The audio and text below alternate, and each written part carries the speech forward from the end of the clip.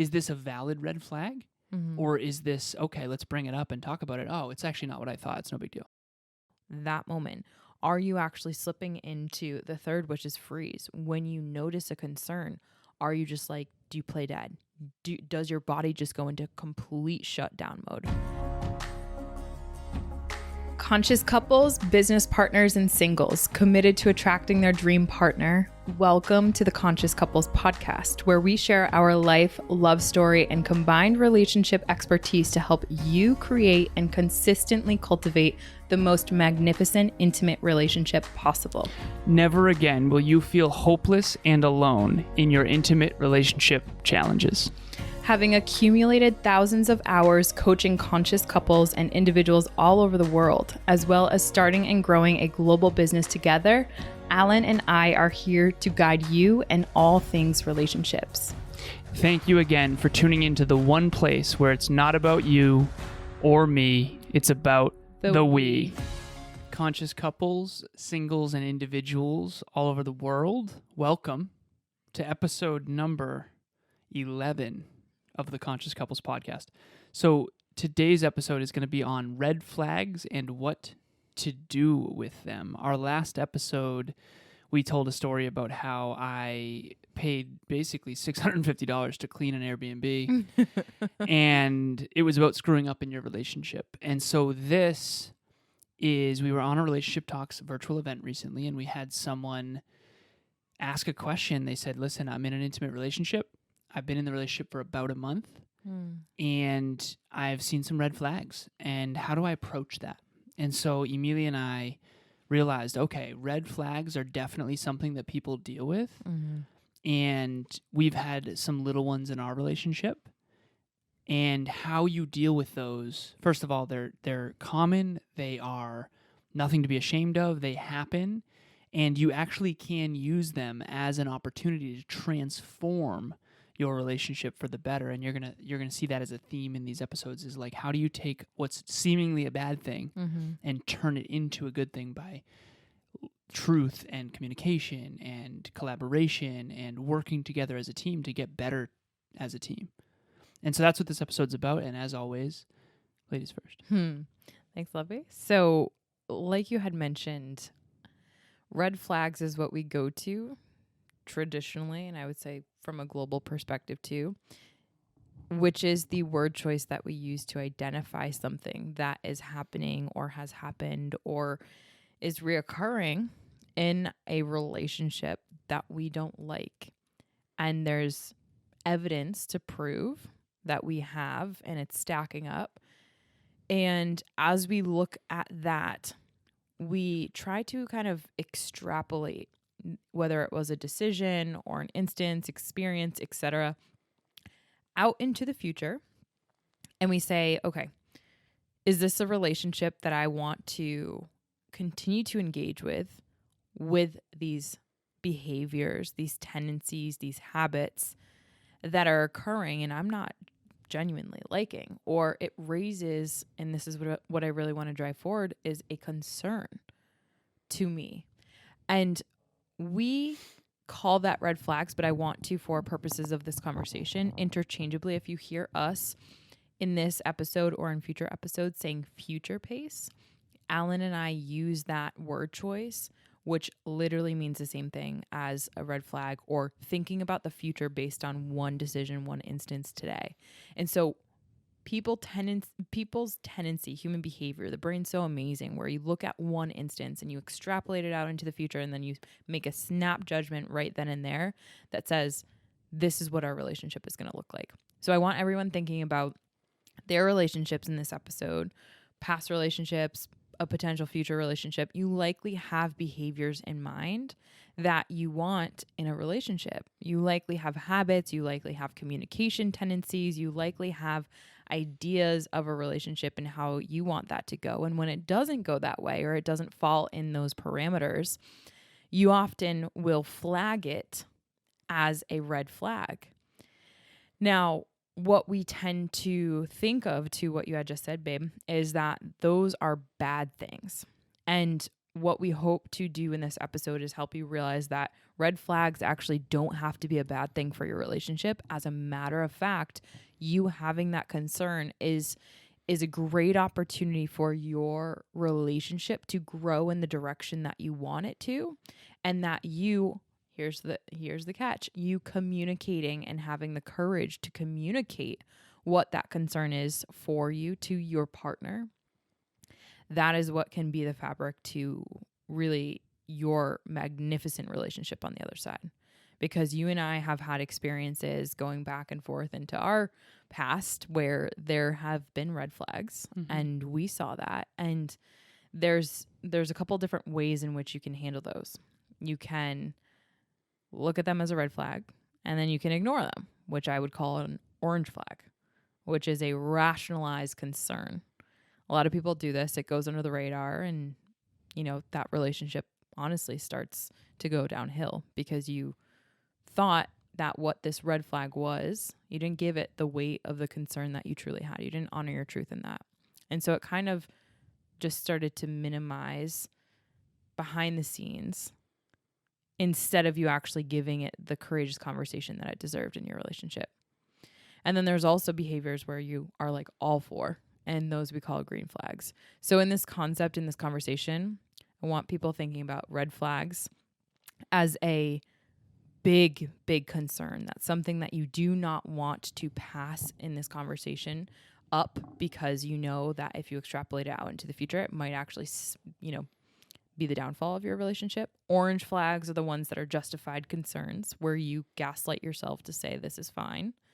And then down the line, you realize that it actually has become the downfall of your relationship. And then green flags, what are the behaviors, the tendencies, the communication styles that you actually really love and enjoy in your relationship? Can you just define for our listeners what gaslight means? Gaslighting, for me, how I would share that with our listeners, is how you are questioning your reality and your understanding or meaning that you have initially given something. So, for example, in an orange flag, I've had so many of these, and I've also had so many people that I coach with gaslight themselves, where they start to question their reality. What that means is, say, for example, I have relationship standards where I tell myself, and I know because of my experiences, my past traumas, whatever it is, I know that I don't want to be with a smoker. I don't like the smell of cigarettes. It's just not something that I'm into. Why? Not necessarily just because it's bad for the human and it's bad for the world, but because that decision is kind of indicative of a whole line of other decisions of someone who might they just genuinely don't respect their health. Now, they might have a condition, and I might say, well, they have insert excuse here, or insert reason of why they smoke here, or insert reason why they don't quit. And I might question my own standards and gaslight, aka help me question myself and justify to myself that their behavior is okay to me, when in reality, if I were to pull myself out of this, it is not okay for me. And my reality, I've actually contorted and construed to this person's situation, kind of giving a piece of myself and my standards and what I value away at the expense of myself. Thank you for that, sweetheart. Feel free to add yours. No. That's good. One thing that we did forget to do, but I want to do it here, is thank Next Level Podcast Solutions for producing this show. Always. And thank you for doing our YouTube and all podcast platforms and show notes and links and all that. Thank you, Ron, Kevin, the whole team over there. Also, so in this episode, we want to go into a story in our relationship. So again, full transparency, just pulling back the curtain here. We're always going to do that on this podcast.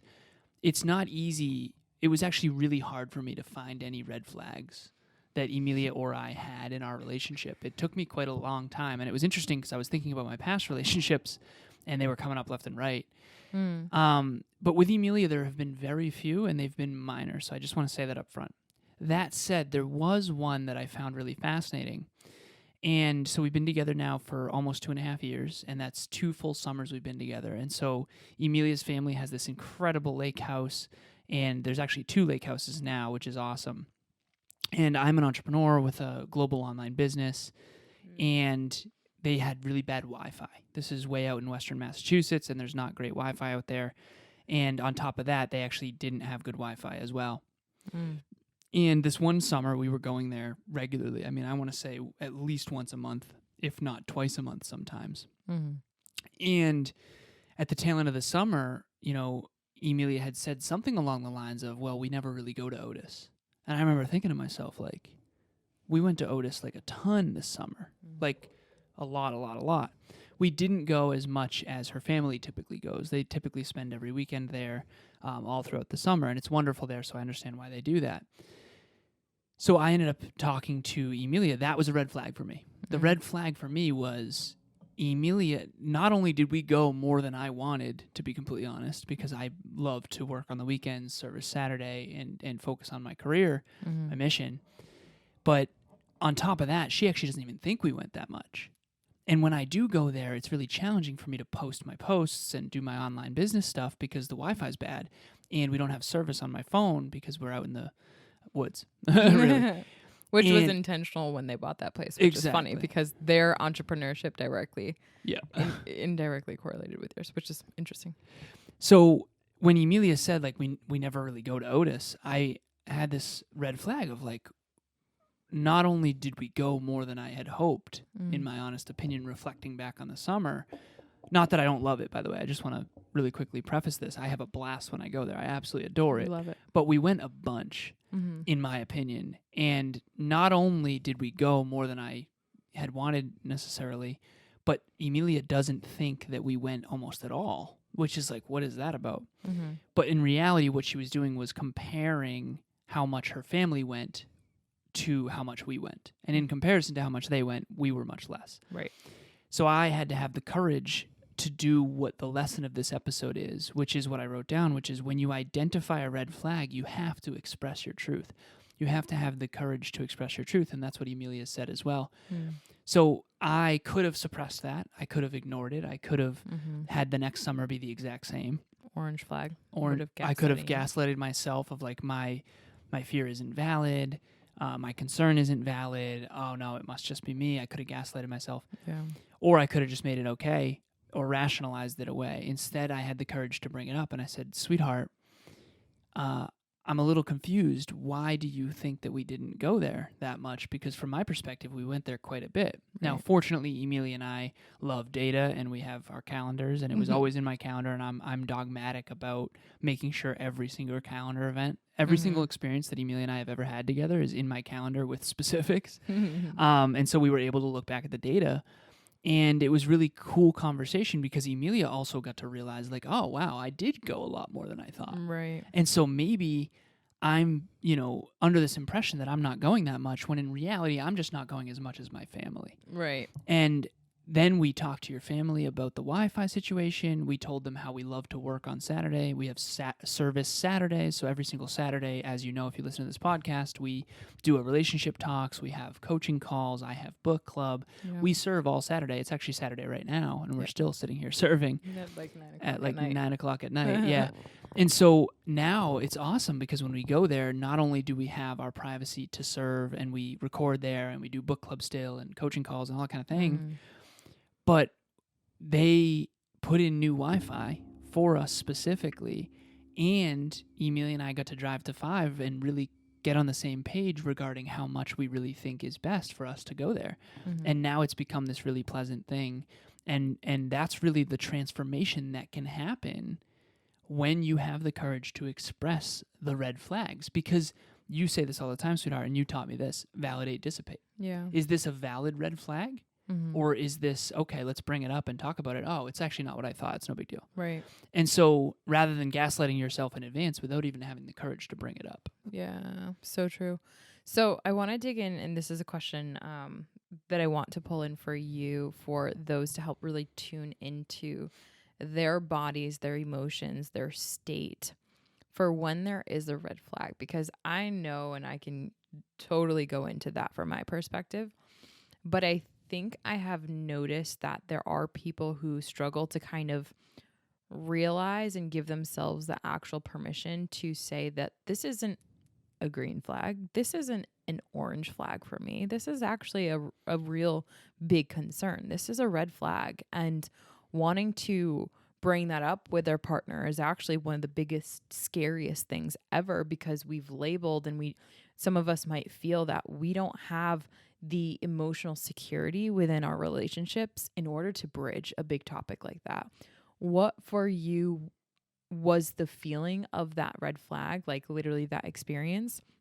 And then to that point, how did you know that when you were to raise your concern, how did you trust in your ability to bring that in a way that actually would potentially yield a positive outcome? Hi, Amy and Chris Lennius here to give a quick moment of appreciation for Alan and Emilia. We have been working with them for a few months now, maybe 6, maybe going on 6 months now, and we appreciate you guys so much. To see you guys work as a team, to help couples work as a team, is one of the most beautiful things I have ever seen. Not only have you helped us reconnect and helped us with our marriage, you've also helped us through big life moments, with boundaries, with creating our own stable unit at home. We appreciate you guys so, so much. Yes, truly heartfelt appreciate you guys and everything you've done for us. Thanks, guys. Thanks. We love you. The first concern, and this is what Emilia is referring to when she says future pace, is I realized, okay, if Emilia doesn't believe that this past summer we went to the lake house much, then that means we're going to go even more next summer. And if that's the case, I'm going to need Wi-Fi or have to set up some sort of system to make that. That wouldn't have been aligned for me. Right. Going more than that would not be aligned for me. That's just the hard truth that I had to admit to myself. And if she believes we didn't go enough, then that means next summer we're probably going to go more, which would not be even aligned for me because my business isn't going to get smaller. The challenges in my business isn't going to get smaller. So, and I kind of knew that, and that's on purpose, and that's by design. It's not like I don't love what I do. Right. But how did I handle that was the original question. How did I? Yeah. How did you really feel that red flag out to the extent where you knew it would yield? Because I think when you talk to your partner about that, there's a lot of fear of like, if I bring this up, man, this could really open a whole can of worms. Then that, like, depending on your partner, like there's a whole thing that could come. And I know that especially people who are just starting out, there's a lot of fear about bringing your concerns to your partner. There was a ton of fears. One of the fears was, is she going to think that I don't love spending time with her family, which is not true because I do. Yeah. I don't want to be at a lake house every weekend with anyone. Right. You know, it's not a her family thing. Is she going to choose her family over me? Yeah. Is her family going to understand that I don't want to be there, or are they going to think I don't like them? Because I do. I love them. So there's a bunch of fears that happen. And then in the future, is it going to be okay that I'm an entrepreneur? Is it going to be okay that I like to work 6-7 days a week? So you start to question all these things. And at the end of the day, what I do is what I told you last night. Actually, we were talking in the shower. And I said to you, the 4 Fs, which we've talked about on this podcast, there's fight. Oh, thank you, sweetheart. Fight, flight, freeze, and fawn are the 4 trauma, fear, stress responses. And we can go into those more deeply if you'd like. But Kevin and I did an episode earlier today on you got to have that 5th F, which is make friends with your insecurity. Whatever that insecurity is, whatever that trigger is, make friends with it. Become familiar with it. And that's what I did. I became familiar with my fear. I became familiar with my insecurities. And I have a lot of negative bids. And if you don't know what bids are, we can describe that in another episode as well. But I have a lot of negative experiences, I should say, in the past with being taken off path from my mission and my goals and my dreams in relationships in particular. Right. And so that was all coming into it too. So I've got my past, I've got the future pace. It's all a bunch of fear and it's all scarcity. Yeah. And so I had to have the courage of, okay, I need to vulnerably express what my truth is. And I have to trust that our love will shine through. And, you know, I think that it always has, sweetheart. It always has. And I don't know what the second question was, but I'm ready for it. I don't remember what it was Okay, either. yeah. But I appreciate you sharing that because I think that vulnerable expression has actually had a huge ripple effect because then I had to have a vulnerable conversation with my family, which then, you know, brought even more vulnerability, which ultimately resulted in more positive change, positive growth for everyone. So that one red flag, you honoring what your truth was and what was your concern, your big concern, you realizing how much your goals, your dreams, your mission, you know, is being impacted, not necessarily in a negative way, but if this doesn't get talked about, how it could be, and then what could the result be of that, you bringing that forward has really helped to have a huge ripple effect. And so to anyone who is listening and might realize that, oh, there's plenty of red flags in my relationship, or I do have one, like, I want to just encourage people to go into that vulnerability. That aspect is huge when it comes to sharing those red flags, because at the end of the day, everyone's really afraid. Not everyone, but I think our brain naturally goes to, right? Confrontation. I'd say everyone's at least a little bit afraid of red flags. So true. Yeah. I mean, I'm glad you mentioned the 4 F's, because of the fact that, like, I had this question written down. How are you navigating the flags? Like, are you slipping into, which stress response are you slipping into? When you notice a concern, do you immediately start categorizing it? Do you categorize it as a red flag? Do you categorize it as an orange flag? Or do you categorize it as a green flag? Likely it will fall into the first 2 buckets. And then how are you handling that? Are you slipping into flee or flight stress response, which is like, I never want to talk about this ever. And you like literally put it in a bottle, you send it down the river, and you try to never to think about this again?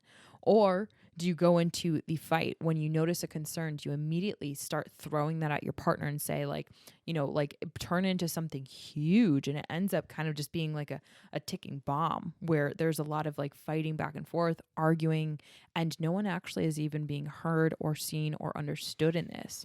Or is your stress response, when you do have a concern with your relationship or with your partner, or even with yourself and how you handled something with your partner, right? Because oftentimes our partners can bring the best and sometimes the worst out of us, depending on that moment. Are you actually slipping into the 3rd, which is freeze? When you notice a concern, are you just like, do you play dead? Does your body just go into complete shutdown mode? Because I know there were some times, like, for example, I had a partner that would get so emotionally built up that there was always a physical expression instead of a verbal expression. There was always physical, something being thrown, holes punched through the wall, people getting punched. Like, there was always sort of some physical expression as a result of like all of this emotion bottled up. And that for me was a big red flag. And because it was so traumatic, whenever I experienced that, I literally would shut down. Like, my body would just shut down. And that was my stress response. But then there's the 4th one, which is fawning, where you'll do, say, and be anything for anyone when you notice a concern. Why? Because your stress is through the roof. You don't know how to handle this. And it would be better if you do not confront this conversation. It would be better if you do not bring this concern up, and you believe that your brain is safe if you don't bring this to the table. Babe, with red flags, I think fawn is the most common. Yeah. I think that's what we do, and we gaslight ourselves or rationalize the concern. So Emilia the other night has noticed that we'll end up not doing the dishes in the mornings lately, whereas in the beginning of us living together, I was always doing them every morning. And we've been having heavy weeks, and for Next Level Live, leading up to my last event, I really stopped doing them in the morning. I started really focusing on selling tickets and filling the room and event coordinations, the whole thing.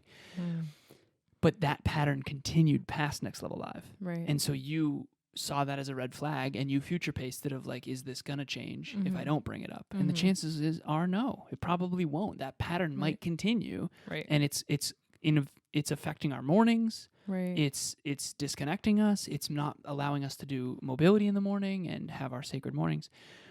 And so you just brought it up. You brought it up of like, this is the pattern I'm recognizing. You know, is there any way that we could do the dishes the night before after we're done eating together, and I'll help you do them?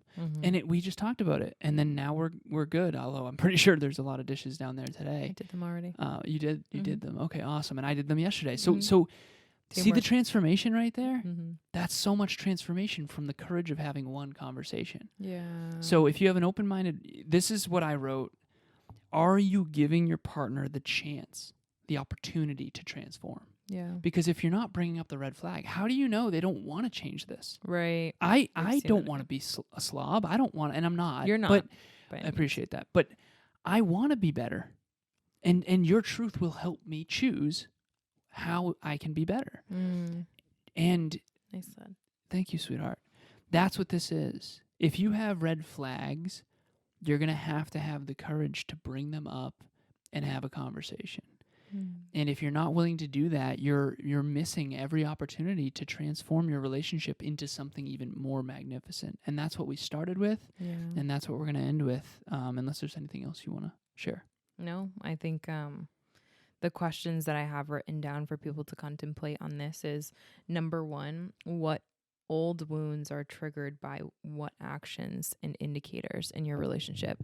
This is to help raise self-awareness that when you're really working with your partner and contemplating on this episode, you can realize like there might be some wounds that are unhealed that your partner might actually be triggering based on their behaviors, what they said or whatever. A lot of relationships say it's the communication aspect that's really, we're struggling in the communication area. And it's like, when you start to peel back the layer, you realize there's just wounds that are there from past relationships, from past conditioning, from past upbringings, and those haven't been worked on. And some of those things get carried into relationships. How could they not? So the second question is to what you had just said.